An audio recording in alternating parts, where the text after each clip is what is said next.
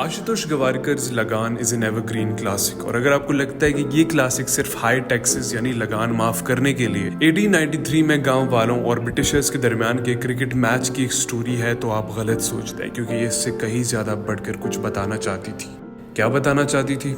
Let me tell you. इस film में cricket एक मेटाफर की तरह इस्तेमाल हुआ है, showing and symbolizing the Indian resistance and fight against the British colonial rule. Bhuvan की टीम में अगर आप नोटिस करें तो हर तरह के प्लेयर्स हैं। कोई मुसलमान है, कोई ब्राह्मण है, कोई अछूत है और एक टाइम पर तो एक सिख भी आ जाता है। एक फिल्म में इन सब चीजों का इतना वेल कैलकुलेटेड होना कोई आम सी बात नहीं हो सकती। इट सिंपली शोड के ब्रिटिशर्स से हर कम्युनिटी कैसे इफेक्टेड थी इंडियन सब कॉन्टिनेंट के दौरान जब ब्रिटिश हुकूमत हुआ करती थी, और हर कैरेक्टर का इंडिविजुअल गुस्सा एक्चुअली कम्युनिटीज के एग्रेशन को सिंबलाइज करता है। वो सब एक टीम में आ जाते हैं, फॉरगेटिंग देयर डिफरेंसेस, शोइंग के कैसे इंडियन सब कॉन्टिनेंट में हर कोई स्ट्रगल का पार्ट बन गया था and how unity and diversity leads to winning, चाहे वो मैच हो या देश। ब्रिटिशर्स जो टैक्स यानी लगान विलेजर्स पर इम्पोज कर चुके हैं और जैसे गांव वाले उन टैक्सेस को पे करने में स्ट्रगल करते हैं, this is symbolising the economic exploitation of Britishers faced by Indians under the British rule. Cricket हम सबको पता है कि लेट 16th सेंचुरी में इंग्लैंड में शुरू हुआ था। यहाँ डायरेक्टली क्रिकेट एक मेटाफर है the imposition of foreign culture की। गांव वाले जब इस क्रिकेट को मास्टर करते हैं और इसी गेम को खेल कर ब्रिटिशर्स को हराते हैं, ये चीज दिखाती है कि कैसे Indian resistance and independence movement के दौरान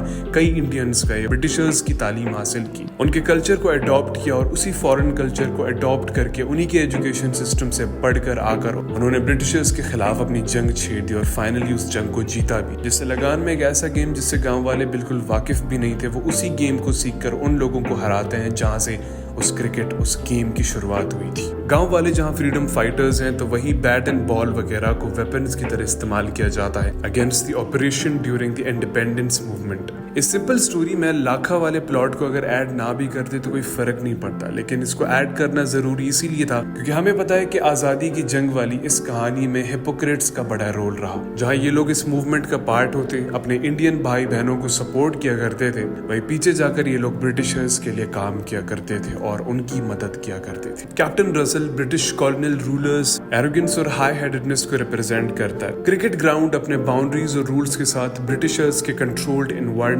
और उनकी अथॉरिटी और उनके डोमिनेंस को दिखाती है। और भुवन की टीम जहां इसी ग्राउंड में खेलती है, ये दिखाया जाता है कि कैसे ब्रिटिशर्स के कंट्रोल्ड एनवायरनमेंट में इंडियंस सर्वाइव कर रहे हैं। लेकिन जैसे ही भुवन और उसकी टीम जीतती है तो सारे लोग उस ग्राउंड में घुस जाते हैं। ये चीज दिखाती है कि ब्रिटिशर्स जब हार गए थे तो इसी तरह उनके डोमिनेंस की एनवायरनमेंट को इन्वेड किया गया और खत्म किया गया।